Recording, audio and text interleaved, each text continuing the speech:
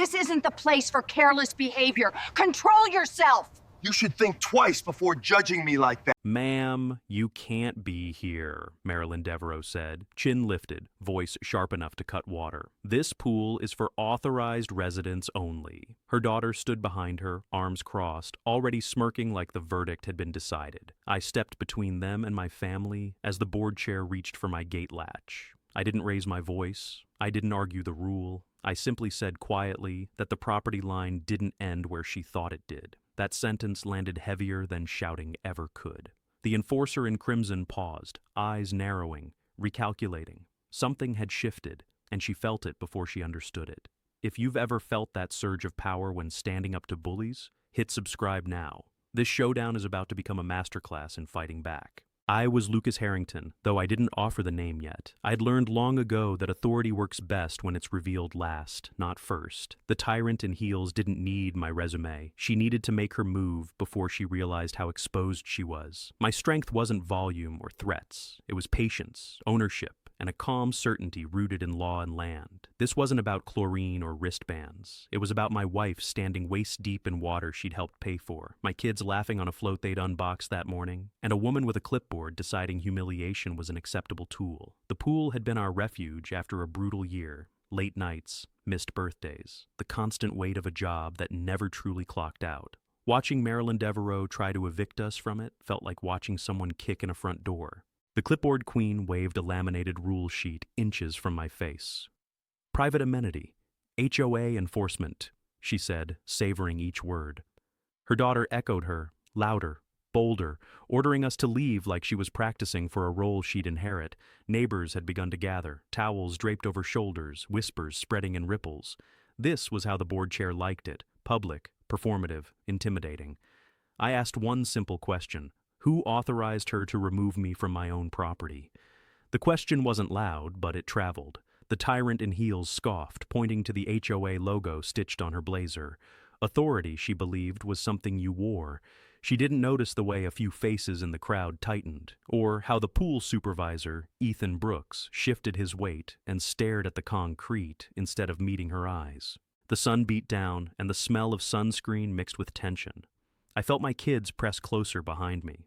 That was the moment it stopped being abstract. I wasn't defending a rule. I was defending dignity. The board chair took a step forward, invading space, voice rising as she announced consequences, fines, suspensions, next steps. Each threat stacked higher, wobblier, like a tower built on sand. I told her we weren't leaving. I told her she was standing on the wrong side of the line. I didn't explain which line or why it mattered. Not yet. The enforcer in crimson laughed, sharp and dismissive, and signaled to her daughter to start recording. She thought documentation would protect her. She thought spectacle was leverage. Behind her, Ethan Brooks swallowed hard, fingers tightening around his whistle. His shoulders hunched, torn between orders and instinct. He knew something was off, even if he didn't yet know how bad it would get. The crowd leaned in. Phones came out. The pool fell quiet, except for the low hum of the pump. This was the opening move, and Marilyn Devereaux had just made it for me. "Where are you watching from?" The silence around the pool didn't last. It thickened, pressed in, and then fractured into murmurs as Marilyn Devereaux realized I wasn't moving. The board chair hated stalls. She thrived on momentum, on the quick shove that sent people scrambling. When I stayed planted, shoulders squared, she switched tactics. She announced fines first, then suspensions. Then the clipboard queen leaned toward the pool supervisor and whispered about revoking access badges. Ethan Brooks nodded too quickly, eyes darting. He was trapped between policy and conscience, and the tyrant in heels knew it. She always picked the weakest hinge to force a door. I felt my wife's hand brush my arm under the water. A small signal. Stay steady. The kids watched the adults, learning something I wished they didn't have to.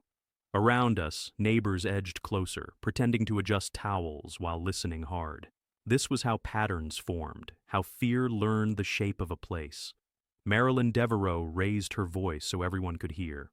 She recited rules about guest limits and conduct, stretching them until they snapped back ugly. The enforcer in crimson pointed at a sign bolted to the fence, as if metal and ink could outweigh common sense. I asked again who authorized her to remove us. She ignored the question and escalated. She called the HOA office. Loudly. Put the phone on speaker. The tyrant in heels wanted witnesses to the performance. On the other end, a manager parroted procedure, careful not to contradict the board chair. The words sounded official, hollow, rehearsed. I listened, cataloging each claim, each overreach, each assumption she'd later regret. The crowd shifted. A woman near the shallow end shook her head. A man whispered that he'd seen this before. Someone mentioned a fine that never made sense. The clipboard queen noticed the mood change and snapped that anyone interfering would face consequences. Fear flickered, then dimmed. People were tired. I stepped aside just enough to let the board chair see my family clearly. Not as props, as people. I told her this wasn't about access. It was about boundaries. She laughed, sharp and brittle, and said boundaries were exactly what she enforced. The irony hung there, heavy. Ethan Brooks finally spoke, voice low, asking if we could slow down. The enforcer in crimson cut him off with a look. He fell silent, shoulders sagging. That moment mattered. It showed who held power and how it was used. It also showed who would remember. Marilyn Devereaux declared the pool closed until compliance was restored. She ordered everyone out. A gasp rippled. Parents protested. The tyrant in heels waved them away, already turning, confident the threat would scatter us. It didn't. A few families stayed. More hesitated. Authority cracked when it met solidarity. I told her closing a shared amenity without cause would raise questions. She spun back, eyes flashing, demanding to know who I thought I was. I met her gaze and said I was someone who didn't bluff. Not today. Not here. I didn't explain further. Suspense does more work than lectures. The board chair's daughter scoffed and zoomed her camera closer. The clipboard queen straightened her blazer and announced she'd document non-compliance. Fine. Documentation cuts both ways. Somewhere beneath the pump's hum, a deeper current started moving, and Marilyn Devereaux didn't hear it yet. I stayed still, counting breaths, watching the enforcer in crimson posture for control. The clipboard queen mistook calm for weakness, mistook patience for surrender. Around the pool, resolve settled like shade after heat. Someone locked the gate. Another neighbor stood beside us. The tyrant in heels sensed the shift too late. This wasn't rebellion. It was recognition. Lines existed. Limits mattered. And once seen, they couldn't be unseen again. The moment stretched, fragile yet firm, promising consequences ahead. Consequences earned. Consequences that would travel far beyond this afternoon and reshape everything Marilyn Devereaux controlled. The gate clicked shut behind us, and the sound landed harder than the splash of water. Marilyn Devereaux noticed it at the same time I did. The board chair froze, chin lifting, eyes scanning for who dared touch her perimeter. She didn't see the hands, only the effect, and that made the enforcer in crimson dangerous. Ethan Brooks stood near the pump room, fingers knotted around a towel he kept twisting. His shoulders were hunched, not from cold, but from pressure. When the clipboard queen barked his name, he flinched, a small recoil that said everything. He nodded too fast, then stopped himself, jaw working as if he were chewing words he couldn't say. The tyrant in heels began listing consequences again. Louder now, the cadence of authority meant to drown doubt. Ethan's eyes flicked to the families who hadn't left, then to the exit, then back to Marilyn Devereaux. Each glance was a vote he couldn't cast. He wiped his palms on his shorts, leaving damp streaks, and adjusted the lanyard at his neck until it twisted crooked. I watched him breathe. Short inhales, long exhales. A man rehearsing courage without permission. When the board chair demanded the keys, Ethan reached into his pocket, stopped, and looked at the ground. The pause stretched. The clipboard queen snapped her fingers. He didn't move. A neighbor murmured his name softly. Not a challenge, an invitation. Ethan's head lifted a fraction. His eyes met mine for half a second, then slid away. He swallowed. The pump thudded on and off behind him, a mechanical heartbeat matching his own. Marilyn Devereaux mistook the hesitation for defiance and surged forward, heels clicking, voice sharp enough to cut. She accused him of insubordination, of risking his job, of choosing sides. The enforcer in crimson leaned close, invading space, the move she used to collapse resistance. Ethan rocked back on his heels, then steadied himself, his shoulders squared by degrees, millimeters of resolve stacking like sandbags. He raised one hand, palm out, not to stop her, but to stop himself from shaking. "We should slow down," he said, barely audible. The tyrant in heels laughed, a brittle sound, and turned to the crowd to mock the suggestion. Ethan's ears reddened. He nodded once, then twice, as if agreeing with a verdict he hadn't delivered. But his feet didn't move. That mattered. The clipboard queen noticed and narrowed her eyes. She demanded the incident log. Ethan reached for the binder, then hesitated again, thumb hovering. His breath hitched. He closed the binder instead. The click echoed, a choice made without words. Marilyn Devereaux sputtered, recalibrating. The board chair threatened audits, replacement, black marks. Ethan's gaze drifted to the shallow end where a child traced ripples with a finger. His jaw set. He tucked the towel under his arm, freeing his hands. He straightened the lanyard deliberately, aligning it. "I need guidance," he said, louder now, eyes on the ground. "In writing." The phrase was a shield. The enforcer in crimson heard it too late. Writing slowed things. Writing left trails. The tyrant in heels waved him off, but the moment had shifted. Ethan stepped back, creating space. He folded his arms, anchoring himself. His breathing evened. The clipboard queen fumed, but the crowd felt it. That subtle click when fear loosens. I didn't speak. I didn't need to. The conflicted hinge had begun to swing, and Marilyn Devereaux couldn't force it shut again. The pool lights flickered on as dusk crept closer, and conversations softened into resolve. The board chair sensed time slipping and tried to reclaim it with threats, but the enforcer in crimson sounded smaller. Ethan remained still, eyes steady now. I felt certainty settle. This wasn't victory yet, only alignment. The next move would expose lines she'd crossed, and everyone present would remember who stood firm when consequences finally arrived for her. Dusk settled fully, and Marilyn Devereaux seized it like cover. The board chair announced an emergency compliance review, voice amplified, posture rigid, as if volume could restore control. She ordered the pool cleared again, citing safety, decorum, liability. Words stacked to bury doubt. The enforcer in crimson paced, heels striking, eyes scanning for weakness. I stepped aside with Ethan, near the fence where the lights hummed.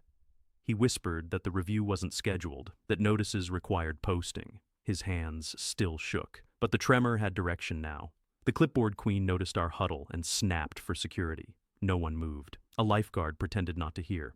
Marilyn Devereaux pivoted tactics. She accused me of provoking staff, of endangering minors by refusing orders. The tyrant in heels gestured toward the gate, promising reports and penalties. I let her finish.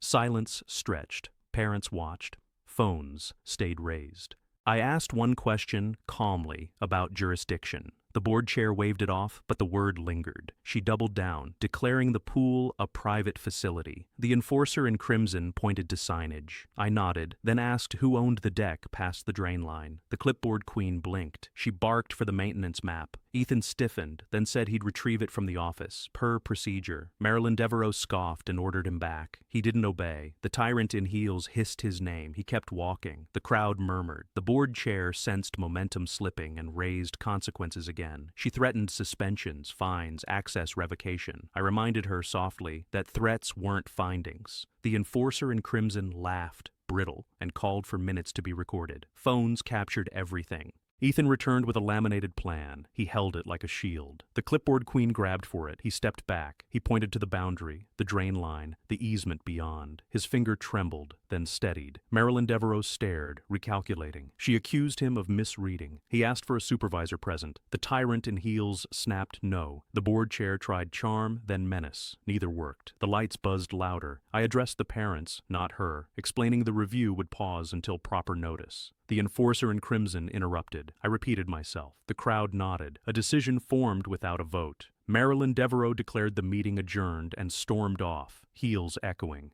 The clipboard queen promised follow-up. The tyrant in heels vanished through the gate. Ethan exhaled, long and shaking. I told him he'd done enough tonight. As people filtered out, whispers turned to plans. The board chair had escalated publicly. That mattered.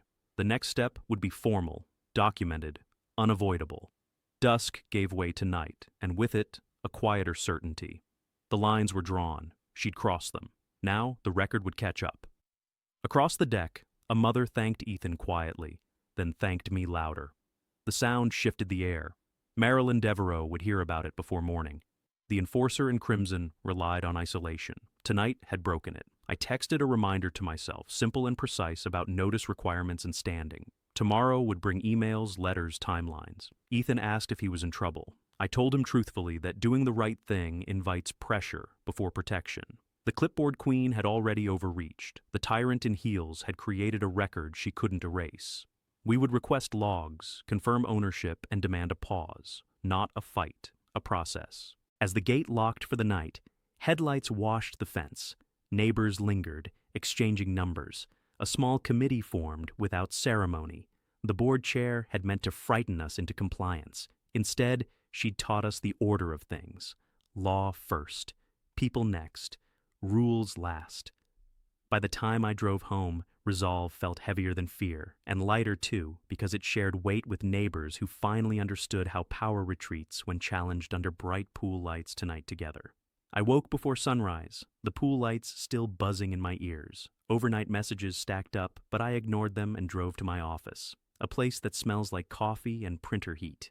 This was where patterns surfaced. Marilyn Devereaux had forced a spectacle, and spectacles leave fingerprints. I replayed the evening in my head, not emotionally, but mechanically. The board chair had declared an emergency without notice. The enforcer in crimson had asserted private control over a boundary that looked public once you knew where to look.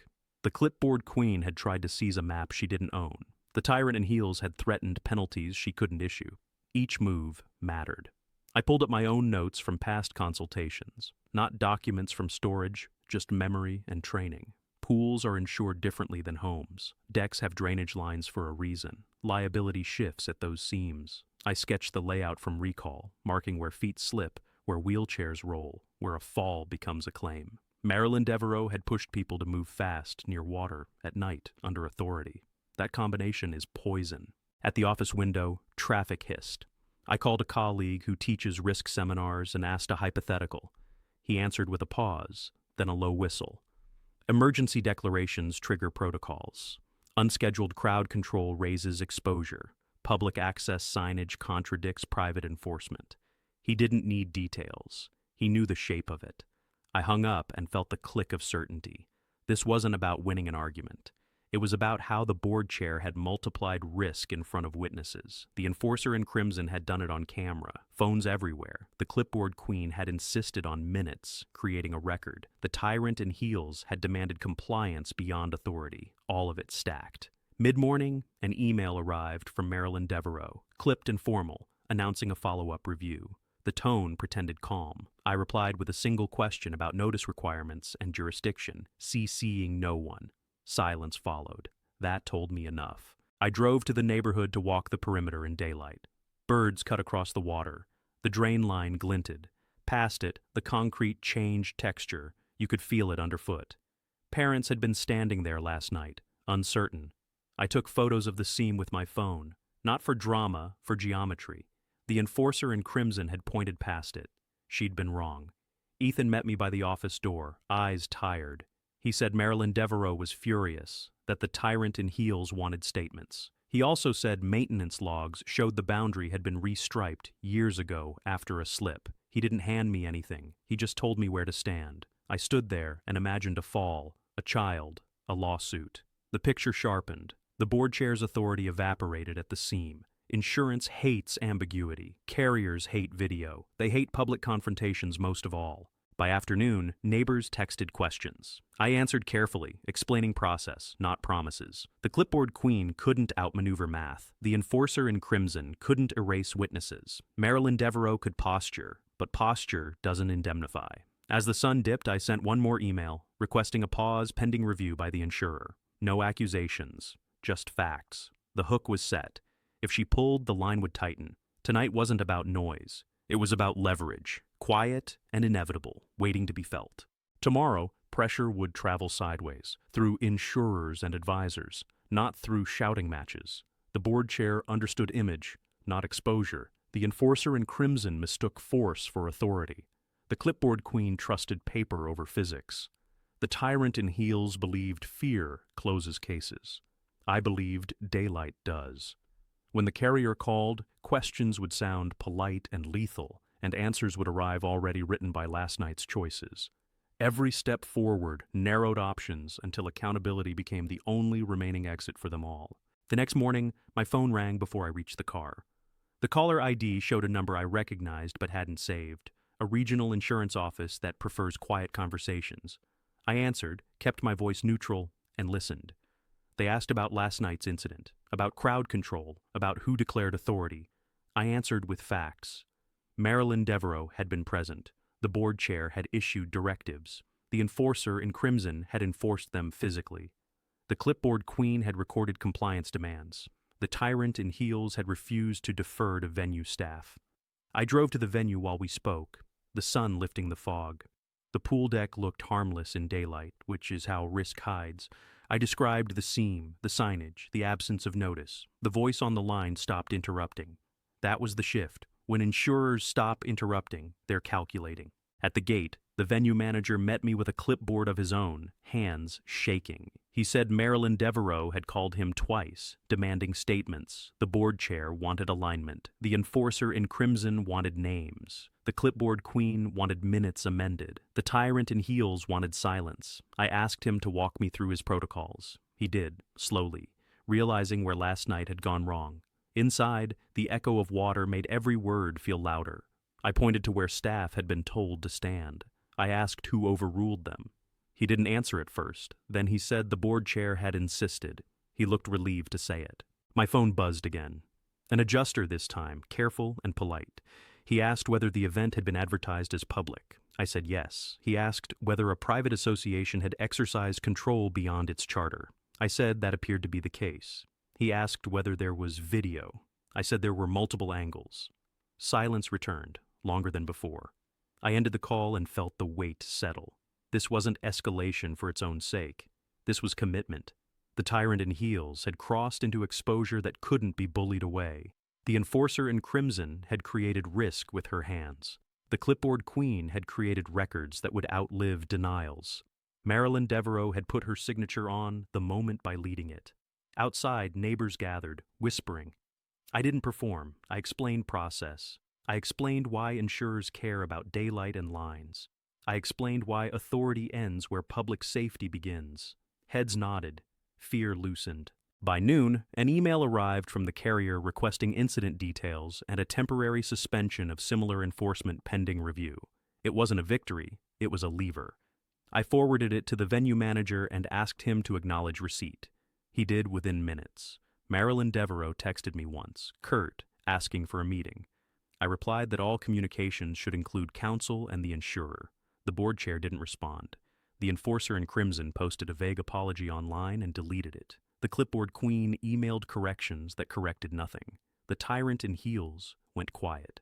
I returned home and sat at the kitchen table, the hum of the fridge steady. Commitment means accepting the costs of truth. I'd crossed that line when I spoke plainly. From here, pressure would do the work. Premiums don't care about pride. Coverage doesn't bend to bluster. Risk models don't flatter. As dusk fell, another call came, this one confirming a formal review. They asked for availability. I gave it. The path narrowed. Tomorrow would bring resistance dressed as reason, but the mechanism was set. When money listens, authority changes its tone. And when authority changes its tone, accountability follows, whether Marilyn Devereaux liked it or not. The confession came quietly, the way truth often does when pressure finally finds a seam. It happened at the maintenance yard behind the pool, a place of hoses and chlorine, where rules look smaller against tools that actually keep people safe. Caleb Morris waited there, shoulders tight, eyes on the concrete. He'd watched the board chair last night. He'd watched the enforcer in crimson step forward. He'd watched the clipboard queen pretend not to see hands cross a line. I didn't open with threats. I opened with facts. I told him the insurer had paused enforcement. I told him statements were being logged. I told him silence carries weight too.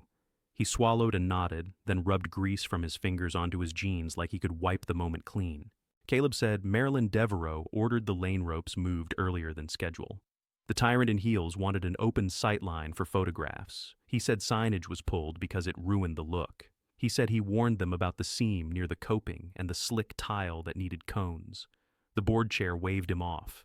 The enforcer in crimson told him to stand down. The clipboard queen wrote a note and never placed it. He paused, breathing shallow. I waited. When he spoke again, his voice steadied. He said the child was told to relocate because the camera angle mattered more than access. He said the shove wasn't an accident. He said he saw panic after the water broke, then orders to close ranks. He said Marilyn Devereaux demanded the incident be framed as decorum enforcement. I asked why he hadn't spoken sooner. He looked up then, eyes wet but focused. He said retaliation.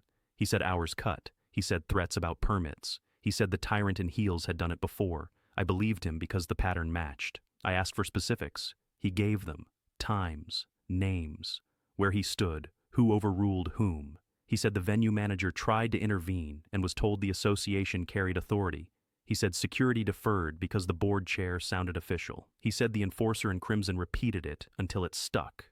I recorded nothing. I took notes. I told him his words mattered because they fit the exposure models insurers use when intent replaces accident. I told him truth reduces risk when it's timely. He exhaled like he'd been holding it for years.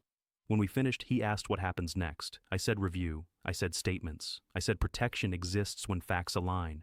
I didn't promise outcomes. I promised process. As I left, my phone chimed. An email from the carrier acknowledging receipt of preliminary accounts and requesting sworn statements. I forwarded it to Caleb with instructions. He replied with a single word, ready. Across the community, whispers turned into questions. Parents asked about access. Seniors asked about safety. Staff asked about authority. Marilyn Devereaux sent another message asking for unity. I didn't respond. That evening, I walked the pool perimeter alone, listening to pumps hum. The place felt different, like a witness itself. I thought about how easily power mistakes aesthetics for safety, and how money corrects that mistake faster than outrage ever could. The confession didn't end the fight. It clarified it. Intent was now on the record. The board chair's choices had names and times. The enforcer in crimson's hands had context. The clipboard queen's notes had omissions. The tyrant in heels had exposure. Tomorrow, preparation would become strategy. Tonight, I locked the gate and let the truth sit where it belonged, heavy and undeniable. By morning, insurers would escalate reviews, counsel would align, and the association's balance sheet would feel the shift, proving that quiet facts, carefully placed, move mountains faster than shouting, and that safety, once priced, commands obedience from boards, carriers, and everyone watching closely tonight. Everywhere. Here. Morning sharpened everything. The pool deck was quiet, but the air carried the weight of what Caleb Morris had said. I started where risk turns into numbers. I mapped the incident as an insurer would, not as a parent would, and that difference mattered. Marilyn Devereaux thrived on spectacle. The board chair understood optics. The enforcer in crimson believed authority could blur lines. The clipboard queen trusted paper to erase consequence. The tyrant in heels underestimated math. I built the timeline first. Minute by minute, the signage removal, the lane shift, the shove, the medical emergency, the delay. Each decision stacked like kindling. I tied each to a policy clause. Intentional acts exclusion. Failure to maintain safe premises. Misrepresentation of authority. Each flag raised premiums. Each flag threatened coverage. I called the carrier's risk desk and asked for a loss run review, not a complaint, a clarification. I framed it as exposure mitigation. They listened. They always do when numbers speak. I emailed a clean packet, dates, witnesses, photos, the venue contract, and Caleb's readiness to swear. No emotion, just structure. By noon, the association's counsel requested a pause. The board chair called it a misunderstanding. The enforcer in crimson asked for unity. The clipboard queen circulated a memo about decorum. The tyrant in heels demanded loyalty. I replied once, attaching the carrier's acknowledgement and nothing else. Preparation meant alignment. I met the venue manager off-site, a neutral cafe where authority dissolves into cups and clatter. He admitted deference. He admitted confusion. He admitted he'd been told the association handled safety. I showed him the contract language. His shoulders dropped. He asked what to do. I said, tell the truth. Next, I canvassed neighbors quietly, not outrage. Patterns. 2 parents described being moved for photos. A senior described cones removed for aesthetics. A lifeguard described warnings ignored. Each account fit the model. each reduced uncertainty, each increased leverage. I drafted a risk memo for the board without sending it. It outlined probable outcomes if the carrier proceeded: reservation of rights, premium spikes, coverage withdrawal, personal exposure for officers. I didn't threaten. I prepared. The afternoon brought a call from the insurer's assessor. Calm, direct. He asked whether the incident occurred on association-controlled space. I answered precisely. He asked whether authority was asserted. I answered precisely. He asked whether there was intent. I answered precisely. Silence followed, then a thank you. As dusk fell, Marilyn Devereaux scheduled an emergency meeting. The board chair framed it as reassurance. The enforcer in crimson promised order. The clipboard queen promised notes. The tyrant in heels promised consequences. I didn't attend. Strategy requires distance. Instead, I walked the perimeter again, counting hazards the way I'd been trained. I pictured the balance sheet reacting. I pictured counsel advising removal to stabilize risk. I pictured votes shifting when personal exposure becomes real. A text arrived from Caleb, statement submitted. Another from the venue manager, counsel notified. Another from the carrier, review escalated. I slept lightly, knowing preparation turns inevitability into timing. The power had already flipped. Marilyn Devereaux just hadn't felt it yet. Tomorrow would bring positioning, public light, controlled confrontation. Tonight, the numbers did their quiet work, tightening around the board chair, the enforcer in crimson, the clipboard queen, the tyrant in heels, until spectacle gave way to accountability, and authority learned the cost of ignoring safety, dignity, and the truth that refuses to stay buried when risk finally speaks. The emergency meeting notice went out at sunrise, stamped urgent and framed as routine. Marilyn Devereaux wanted control back.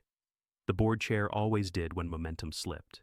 The enforcer in crimson relied on speed. The clipboard queen relied on process. The tyrant in heels relied on fear. I relied on preparation. I arrived early but stayed outside, listening through the glass as voices layered into tension. Papers shuffled. Chairs scraped. Someone asked about insurance. Someone else asked about witnesses. No one mentioned my child. That omission told me everything. I took a seat only after the risk assessor arrived. Timing matters. The board chair smiled too tightly. The enforcer in crimson crossed her arms. The clipboard queen opened a fresh notebook. The tyrant in heels tapped a pen, impatient. The assessor spoke first. Calm, neutral, devastating. He outlined exposure categories without naming names. Public roadway interference, physical contact, disability accommodation failures, near-miss vehicular incident. Each phrase landed heavier than the last. Marilyn Devereaux interrupted, insisting the association acted for safety. The board chair leaned forward, confident. The enforcer in crimson nodded. The clipboard queen underlined something twice. The tyrant in heels scoffed. The assessor asked one question. Was authority asserted beyond jurisdiction? Silence followed. I felt eyes turn. I didn't speak. I didn't need to. Caleb Morris shifted in his chair, hands clenched, jaw tight. His body answered before his mouth did. The conflicted witness swallowed, then nodded once. That nod cracked the room. The assessor continued. Coverage depends on truth. Truth depends on testimony. Misrepresentation voids protection. He explained reserve increases, premium spikes, and the possibility of non-renewal. Numbers replaced rhetoric. Fear replaced bluster. Marilyn Devereaux tried to regain footing, reframing the incident as misunderstanding. The board chair invoked decorum. The enforcer in crimson accused hysteria. The clipboard queen read from bylaws. The tyrant in heels threatened sanctions. None of it touched the math. I finally spoke, briefly. I clarified the sequence. I clarified the location. I clarified the recording. I clarified the statutes. No accusations, just facts. The assessor thanked me and asked for the footage. I provided it. The video played without sound. That was worse. Wheels crossing paint, a hand pushing, a car braking hard, my child's face turning white, a scream cut short by horns. When it ended, no one moved. The board chair asked for a recess. The enforcer in crimson whispered urgently. The clipboard queen stared at her notes as if they might change. The tyrant in heels stood, pacing, heels sharp against tile. The assessor outlined next steps: temporary coverage review, board officer exposure, recommendation to mitigate risk immediately, removal of individuals directly involved, policy changes, training mandates. He didn't demand. He advised. That was enough. Marilyn Devereaux argued. The board chair hesitated. The enforcer in crimson faltered.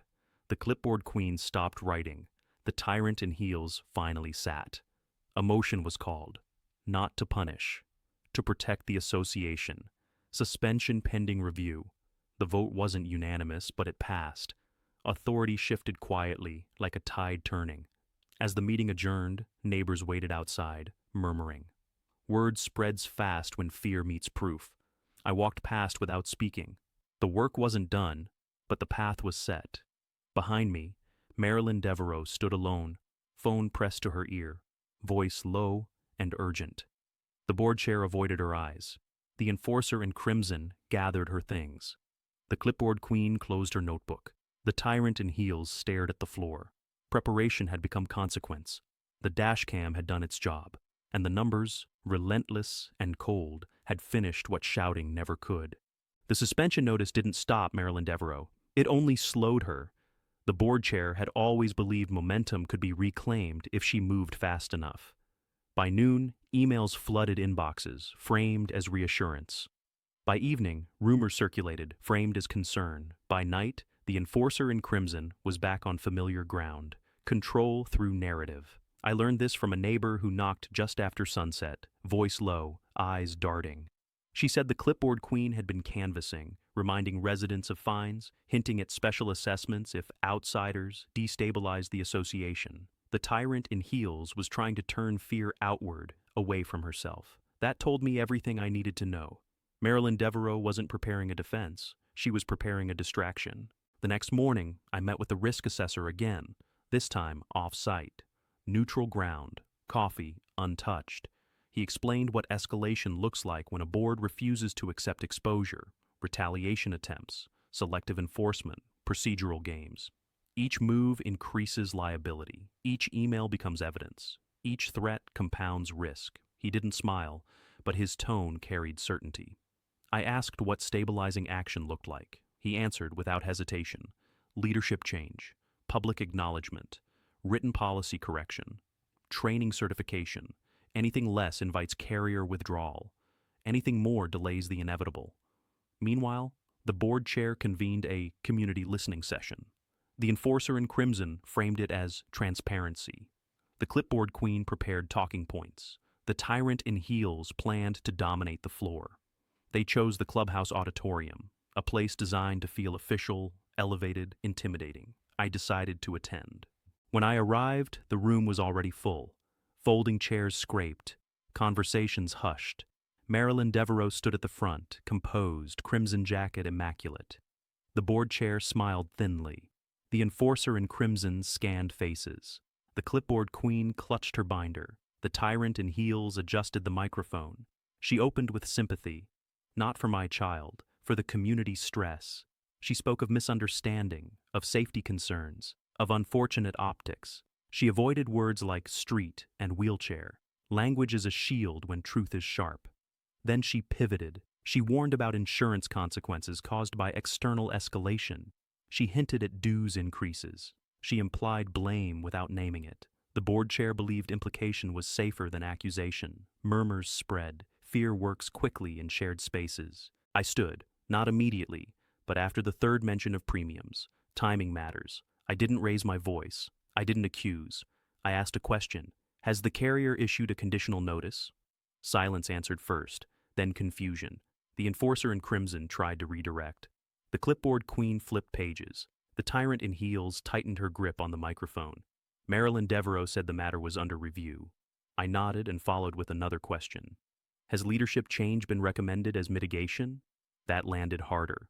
The risk assessor entered then, unannounced but expected. Neutral suit. Neutral expression. Authority without theatrics. He introduced himself and clarified his role. He outlined, again, the exposure. He confirmed recommendations. He confirmed timelines. He confirmed consequences.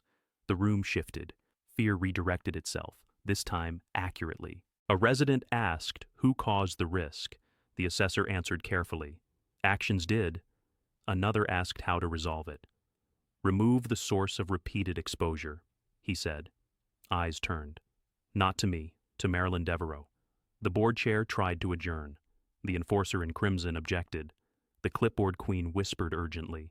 The tyrant in heels faltered, words tangling. Control slipped in inches, then feet.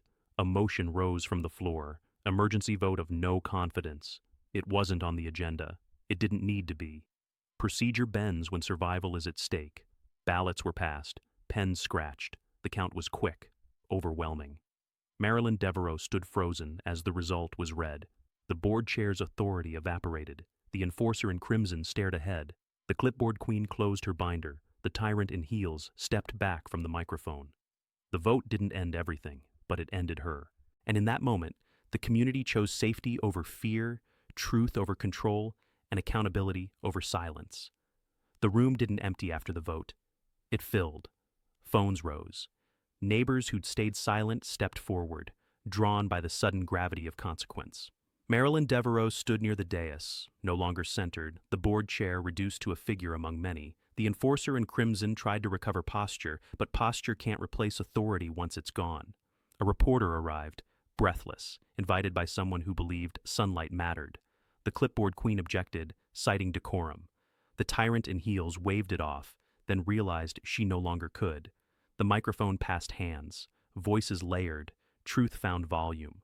I stayed still. That mattered. Panic reads as guilt. Calm reads as confidence. When the reporter asked why a child ended up in traffic, the board chair began with policy. I interrupted once, softly, and named the statute.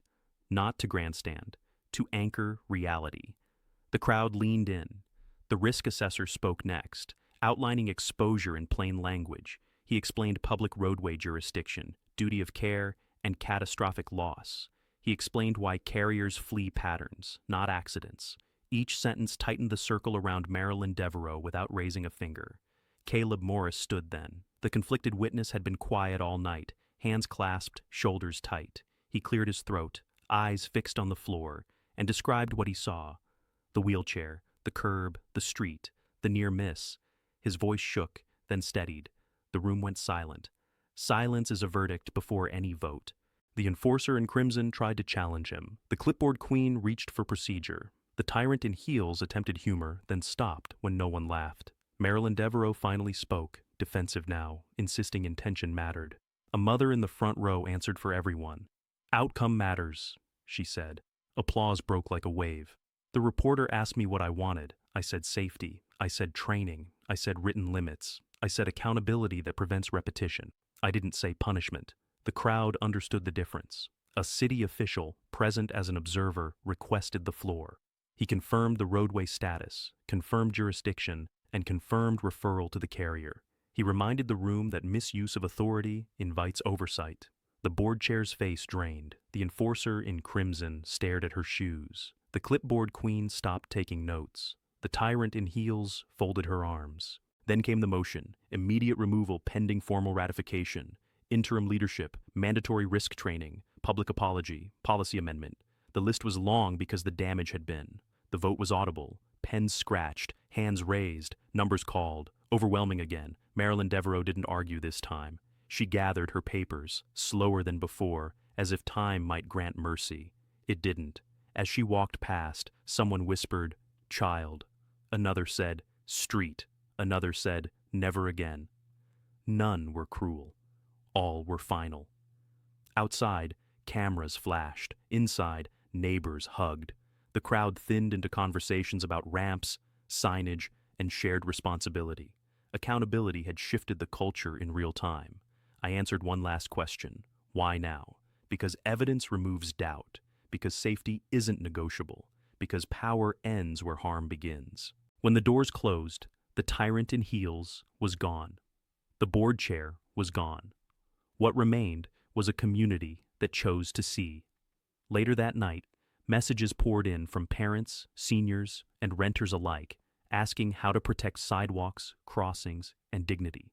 I told them to document, to train, to insist on limits, and to remember that rules serve people, not the reverse. The meeting didn't end a conflict. It ended an illusion. Tomorrow would bring forms, schedules, and signatures. But tonight proves something simpler and stronger. When evidence meets courage, authority shrinks, fear loosens, and ordinary neighbors become guardians of one another. It reminded us that vigilance is communal, care is practical, and justice grows quietly when people stand together, attentive, patient, and unwilling to look away from harm or manufactured authority alone. The street looked different the next morning.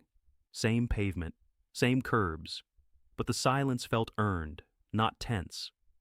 The crosswalk paint was still fresh from the city crew that arrived at dawn, cones stacked neatly, a small but permanent signal that something had changed. I stood there longer than necessary, watching my son roll forward without flinching, wheels steady, hands relaxed, no fear in his posture. That was the victory. Marilyn Devereaux didn't resign in a dramatic blaze. She didn't need to. The board chair vanished quietly, authority evaporated by numbers, policy, and financial reality. The enforcer in crimson sent a carefully worded email later that afternoon, thanking the community for its feedback. The clipboard queen updated the handbook. The tyrant in heels stopped appearing altogether. Power doesn't always fall loudly. Sometimes it just stops being obeyed. Insurance letters arrived within days. Dense language, stark conclusions, premium adjustments, coverage exclusions, mandatory training requirements. The risk assessor's warning had been accurate down to the punctuation. Liability had a voice, and it spoke fluently. The HOA scheduled emergency sessions, this time open to everyone, agendas posted in advance, recordings archived publicly. Transparency replaced intimidation, not because of goodwill, but because the cost of secrecy had become unbearable. Caleb Morris stopped by in the evening. He didn't stay long. He never liked attention. He just wanted to see the ramp plans approved and funded. When I thanked him, he shrugged, embarrassed. "It was the right thing," he said, as if that explained everything. Maybe it did. Neighbors I'd never met before waved now. Parents asked questions about right-of-way rules. Seniors shared stories about near misses they'd never reported. We listened, we documented, we built a small committee focused on safety, not enforcement. The difference mattered. Safety invites participation. Enforcement invites fear. The dashcam footage was archived, labeled, and stored with the city. A quiet witness now retired. It had done its job. Truth doesn't need to keep shouting once it's heard. Weeks later, the board voted on a final measure. A permanent limitation on HOA involvement in public roadways, explicit language barring physical intervention, and a standing requirement that any safety concern be routed through the city. The motion passed unanimously. No objections, no theatrics, just hands raised and lowered. I thought about Marilyn Devereaux then, about how certain she'd been, how convinced that authority followed her wherever she walked. The board chair had mistaken proximity to power for ownership of it. The enforcer in crimson believed volume could substitute for law. The clipboard queen trusted process without principle. The tyrant in heels confused fear for respect. Each of those errors carries a cost. Ours had almost been paid by a child. The community learned something important, too. Rules aren't shields. Titles aren't licenses. And when someone uses authority to endanger the vulnerable, the response doesn't need to be rage. It needs to be precise. If you're watching this and thinking about your own street, your own sidewalk, your own quiet worry that someone might overstep because they've always gotten away with it, remember this. Documentation changes outcomes. Calm dismantles bluster. And collective attention rewrites norms faster than any argument. Where are you watching from today? A cul-de-sac? A busy avenue? A place where someone once told you to move along when you had every right to stand your ground? If you want more stories of homeowners standing up to HOA tyranny, hit subscribe right now, share your story in the comments, and let me know where you're watching from. Because dignity isn't loud, it's steady. It rolls forward even when pushed aside, and it doesn't stop until the street is safe again for everyone who has to cross it.